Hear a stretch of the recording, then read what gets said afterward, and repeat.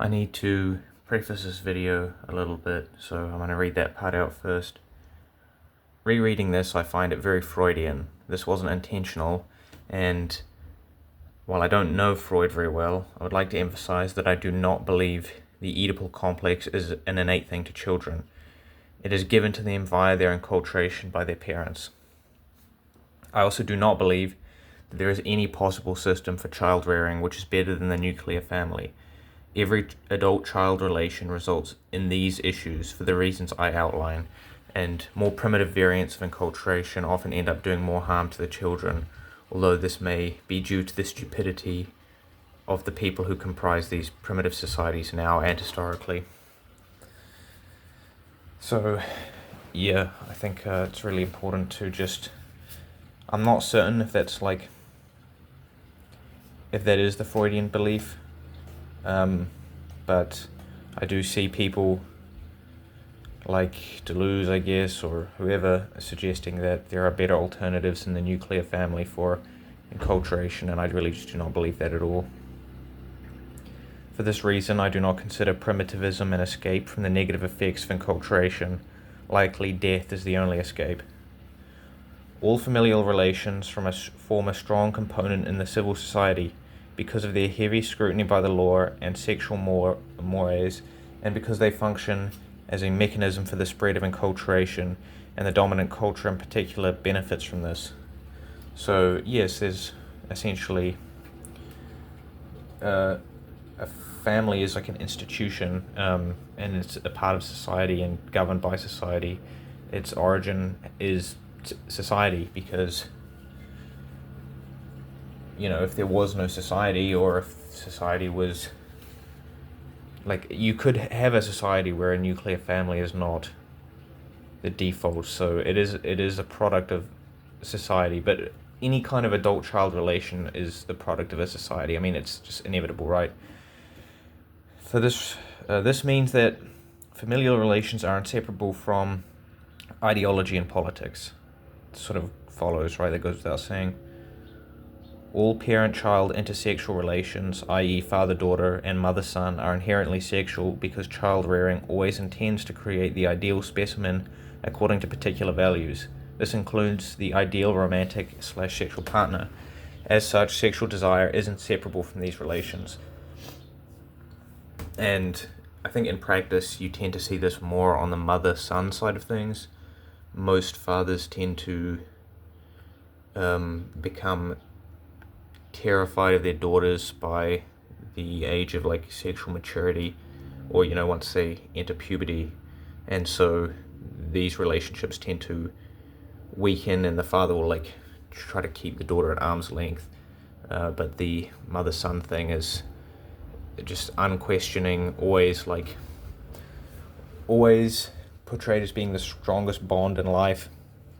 And yeah, well, we'll keep going. The reverse is also true, because the child attempts to mimic the parents' values, and as such begins to see them as the ideal, including in a sexual context. It should, however, be noted that the origin of this is entirely the parents. They are the ones who cultivate these feelings in their children, and they are the ones who feel sexual desire for their children.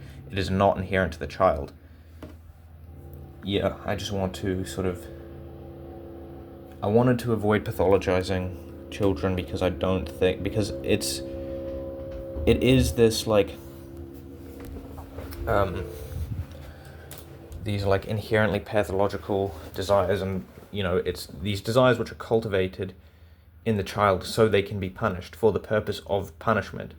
It's not the children's fault. It really isn't. It's the fault of the society and the parents, and there is no escaping this. As long as society exists, it's sort of inevitable that we also have this just total agony of existence and frustrated sexual desires, and having to contend with instincts that feel inappropriate, but they've been manipulated into being inappropriate, and then they've been pathologized. So it's a really sadistic system overall. Desire of a sexual nature and desire of a non-sexual nature are experienced differently and carry different sentiments. It is the child's non-sexual desires toward their parent for food, tenderness, comfort, etc., which are transformed by the parent's into sexual desire. And I repeat, sexual desire for the parent is not inherent to children, it is learned. And yeah, I mean, that's pretty much just me kind of, I don't know, just moaning about Freud, because I think that's what Freud said. I don't know him very well, but I don't like the idea that the Oedipal complex is something inherent, or that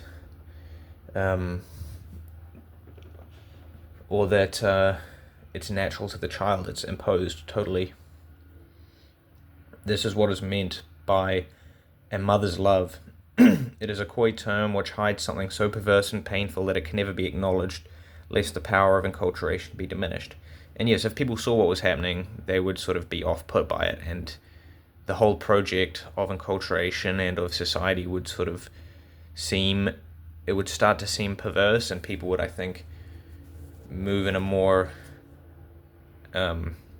anarchic direction or something like this.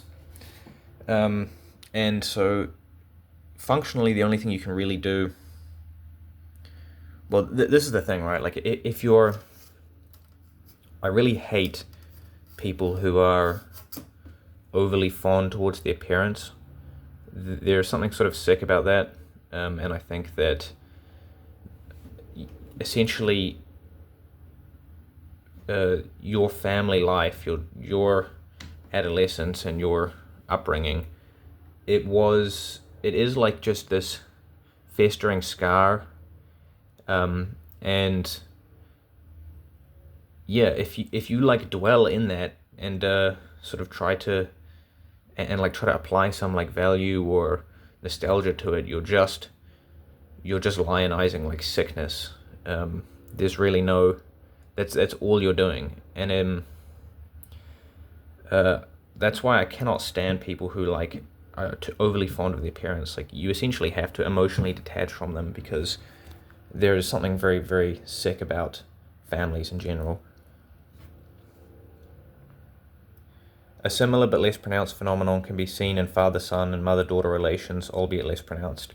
And actually, I would say father-son relationships can end up being somewhat perverse too. Boys ultimately end up getting the brunt of this again, because male sexuality is just always anathema, always, every single time, and so, like, considered with suspicion. And so these instincts in fathers are, like, especially when directed towards their daughters, are considered like so inappropriate. And it's a common thing in media. You see it brought up again and again. So like the father-son thing I think often ends up being more perverse than the father-daughter thing, just for that reason, just because, like, I mean, yeah, like, female sexuality is the only thing that's tolerated, and so the father has to, like, experience his sexual desire through the sexual desire of woman as a surrogate, and so you're like, you have to treat women well, and you have to do all this, and you have to be a gentleman. Like, that's what that is. It's just like, that's the sort of only way in which sexuality can be, like, addressed in this context, by a father. It has to be in just like this form of social shaming against boys, and that's why I say that, right? Boys just get the brunt of this. I mean, girls are, I don't even know what girls do. I think they just they probably just go and have sex a lot in their youth, and that's about it. I'm really not sure. Furthermore, sexual attraction to offspring is unavoidable because of their youth and neotenous features.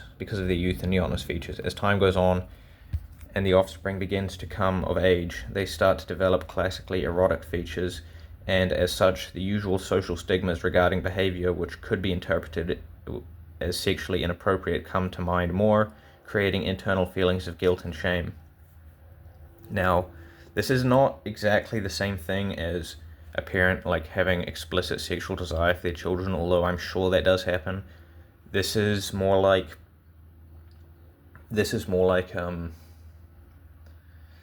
when they start to seem more adult and they have the appearance of, like, appearance of like a attractive person, I guess, you start getting the same sentiments that you would get. Like, it's kind of like how if you're a guy and then you're a man and you go into public and you see like or you're on a train and then there's like an attractive girl sitting next to you. I mean, even if you're not like explicitly thinking sexual thoughts, you're insecure because you suspect that they think you're thinking sexual thoughts, or you think strangers think you're thinking sexual thoughts, or whatever. Just a real neuroticism. And when this happens in these like parent-child relations, I think that it essentially calls to mind these sexual thoughts, and it's not like just because of the suppression, which I'll go into here. Guilt and shame around sexual desires only serves to call to the fore and make more pronounced the subject of shame.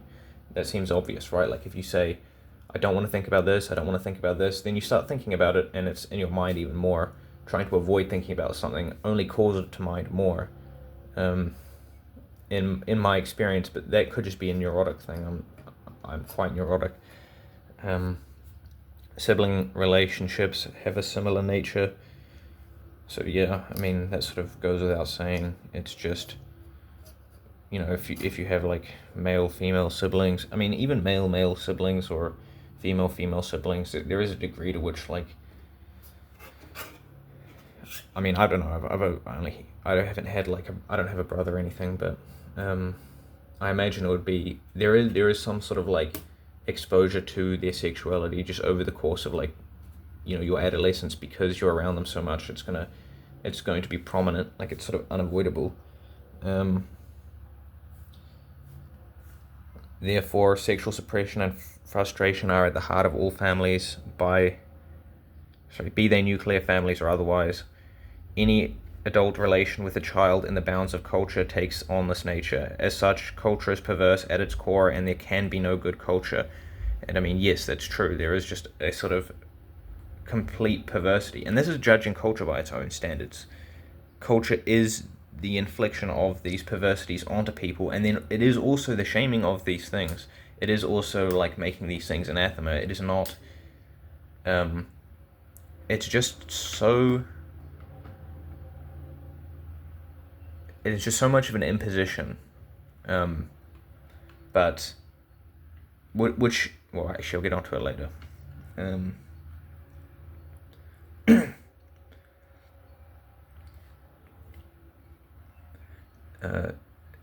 This sexual suppression is also the core mechanism by which enculturation can occur. It is the self-suppression and refusal to confront your sexual desires and instincts learnt during early family years, which allows for children to never really acknowledge the suffering inflicted onto them by adults.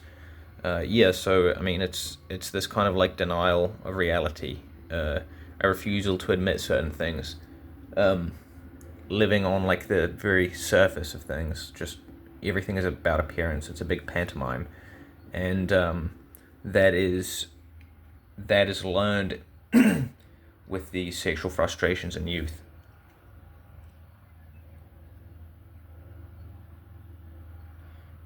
This impulse is precedent to all civil society and influences almost every single human relationship. Yeah, like most human relationships end up just being a derivative of these base family relations, and so they carry the same sort of problems. An ideal relationship between two people would exist outside of the confines of this sexual pathology, because it would be an escape from feelings of deprivation, the attainment of immediate utilitarian goals, the basis of all mundane activity. So like, well, actually I'll just keep reading. The appeal of this is likely because it offers temporarily and rarely a respite from enculturation. This is the pleasure of friendship. So the pleasure of friendship it's something which exists purely like between two people or whatever, or in a group or something, but it is something separate from the broader enculturation. It provides like an escape in this sense, because you can talk about things which are anathema, you can be earnest, you can be sincere, you can like do all of these things. That's the appeal of it. it is an escape from this pantomime and big like play pretend system that we live in, which is the only appeal that it has, or that in my mind that's what the appeal is. I mean, I can't really see what the any other sort of appeal is aside from while we get into it, right? Most of what are called friendships now do not meet this standard and supplement this kind of inherent pleasure with the pleasure of satisfying deprivation. For example, friendships which are based purely on playing video games together or shared drug use or identity affirmation use these activities as a supplement for the pleasure which is supposed to be received from the friend. So, yeah, you have these friendships which you're supposed to be getting the pleasure from the other person or from this group of people or whatever, and instead, like, you know, from this kind of escape, that is the inherent pleasure of friendship, but instead you're getting it from like some supplementary pleasure, which is like video games or drugs or whatever, because it is mechanically satisfying you and making and sort of confusing you into thinking that you have a bond with these people when you really do not, because you associate pleasure with that person, but the pleasure is just artificial. It is not inherent to the person or, you know, to your relationship with that person. And the other thing is, I mentioned identity affirmation there briefly, but that is also a big thing that I mean, maybe I can talk about that in another video, but the problem with that, like, I guess identity affirmation, or just people sort of, there is kind of a pleasure in performance. There is a sort of weird pleasure in it, which is part of the reason why a civil society can even exist in the first place. So, sort of like, going to the height of performativity has its own pleasure, and then a lot of friendships just end up being that. It's like taking that pleasure and then, like, I'm trying to think of a good example of this. It is the performance of like a social role with another person, and then like them acknowledging your role, and then you put on a persona and playing that persona is it makes you feel sensible, it makes you feel intelligent, it makes you feel like you're properly integrated or whatever, and then you get pleasure from that, and you get pleasure from other people sort of complimenting you on that persona, or acting as if it's not a persona and it is real. That's what I mean by like identity affirmation. I'll have to like make a video about this because I don't think it's very clear what I'm saying here, but if you understand, that's kind of what I'm talking about when I say that. These friendships, as such, provide no meaningful escape from enculturation, and as such, discussion in these friendships is limited by common values. Yeah, I mean, that's true. Like, these relationships just end up being very, like, utilitarian, just totally functional, and they never really escape the bounds of mundane life. Because of this, nothing interesting is ever really talked about. There's never any like novel projects which are created. It's just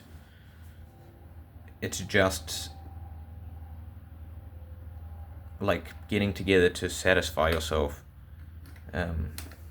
which I find just like, what is even the point? It's so like such a lie, you know. Romantic relationships have a similar function, receiving only pleasure from supplementary activities such as sex, social participation, and conferred status. So, I mean, yeah, that seems obvious. Like, most of these relationships you see are just like people fucking going to bars together or like participating in social life together. It seems like they're just sort of, it's just a status signaling thing, and you're getting pleasure out of your status, which is just sick, really. And yeah, for sex as well, just like having sex over and over again, like satisfying that very like mechanical base urge which is just inherent to everyone. But obviously sex carries with it all the pathology of family life and domestic life and your adolescence. So there's really like, I find it hard to see how you could have a sexual relationship which does not end in death that is a meaningful escape from this sort of really really horrific system of like sexual manipulation.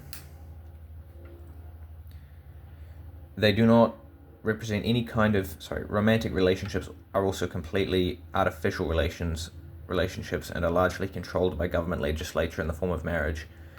So yeah, obviously marriage is not an escape from the system at all, because yes, it's just affixing yourself to the system. That's literally what you're doing. It's not like you're doing it in the most like blatant way as well. It's not even like it's socially affixing yourself to it or functionally affixing yourself to it. Like, you're literally doing that by getting married and turning your relationship into this legal thing, attaching it to the state in this way. I mean, it's just completely insane. They do not represent any meaningful escape from enculturation, but only a furthering of it via their fruit, which is children. Yeah, so again, romantic relations are considered romantic relations are considered like the primary thing, essentially. You have to pursue this. You have to try to get woman, whatever. And the reason for this is just because, well, I consider this like a conspiracy with women at the head of it. I don't know, like, obviously they're not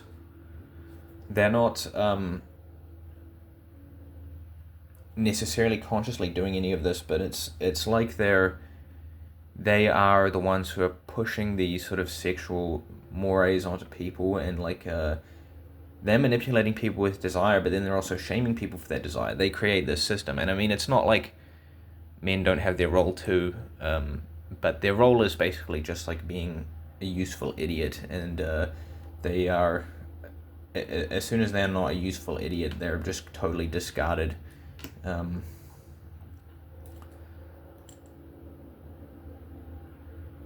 And yeah, when you like the end result of all relations is ideally children. I mean, that's the claim anyways. And I mean, I don't know, some people don't have children, but just because you don't have children does not mean you're escaping enculturation, or like antinatalism really is not a solution to this. You just have to either die or end enculturation, or alternatively, well, I'll get to that, I suppose, but deprivation and sexual desires are cultivated in the child only so they can later be punished. This results in feelings of confusion and isolation, which are artificially suppressed with false, affected friendships and relationships which serve only to further the cycle of deprivation. So yeah, all of these social relationships which you have or probably have are just completely affectations. They're fake. They have no content to them, which is separate from this sort of like system of pathology. And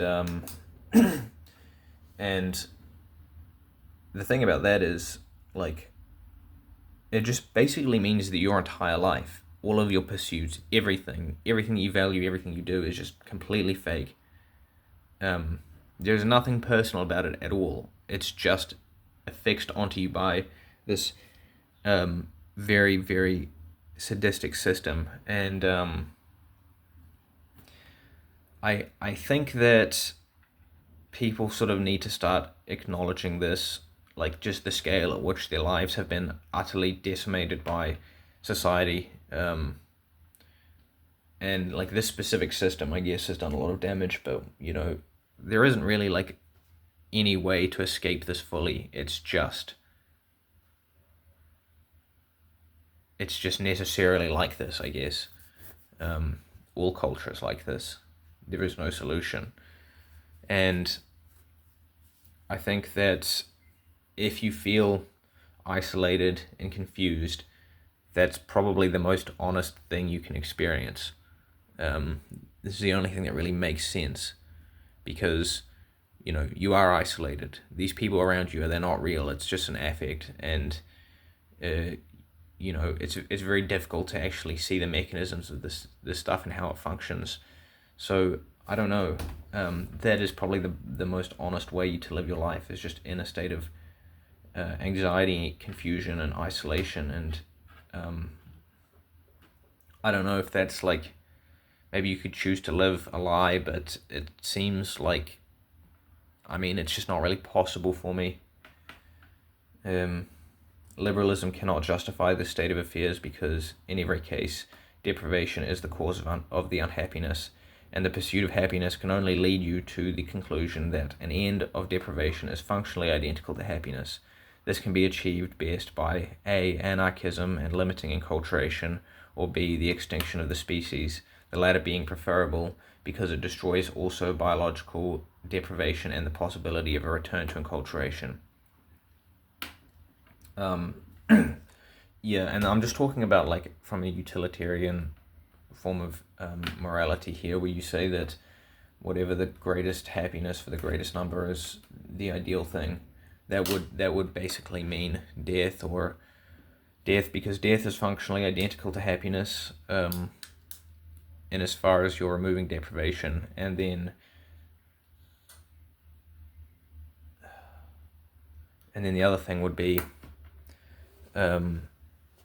like you basically have to get your source of value somewhere other than from happiness, because happiness is just what is imposed upon you by society, so it's totally cyclical, and therefore like the whole system needs to be destroyed, because you're inflicting unhappiness onto people for the sake of making them happy and satiating them, and that's just pure pathology all the way down. And the other thing is, none of the state of affairs which exists now can be justified at all, because it isn't being justified with any other kind of system of morality. So saying like, oh, find religion or whatever, this is just pure affect. It's not a solution for this, because that's not the reason why any of this is occurring. You're just trying to like, it's like a backwards way of thinking about this.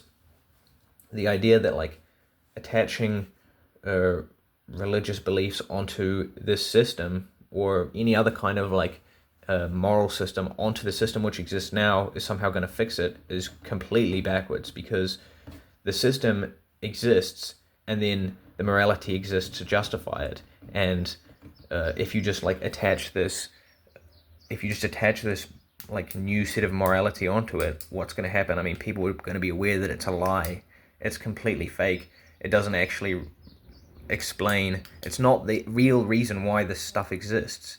So there's no way to just fix society by making it religious. Even if people believe it, it would still be a lie, because that is not the reason, because it's not the reason now. And so in the future, the same system operating in similar conditions, the reason will be the same as it is now, because it's the same society. Essentially, the society has to be destroyed, and I don't really see any other path forward. As for alternatives, I believe we could have alternatives, but they need to be organic. They cannot be imposed top down. Sincere religious belief might be an alternative, like a Christian, medieval Christian society would. It's not like an alternative, but it was functional and didn't have these problems, or at least, it had these problems. It just didn't have it was able to justify itself, which is not the case now. And so I would also say that there are I would say also fascism, for instance, is probably an ideology which is capable of getting past this, but that is totally anathema now, and it could not exist in this society. Also, our society is built foundationally on liberalism, and so it's not like we're going to just transition straight into that. I don't really see any good way forward at all. It just seems like all that exists now is just inherited pathology again and again and again, passed down generation by generation, and people sort of just unwilling to accept reality or like the situation that we're in. So really nothing can be done about it. It's unfortunate, I suppose, but yeah.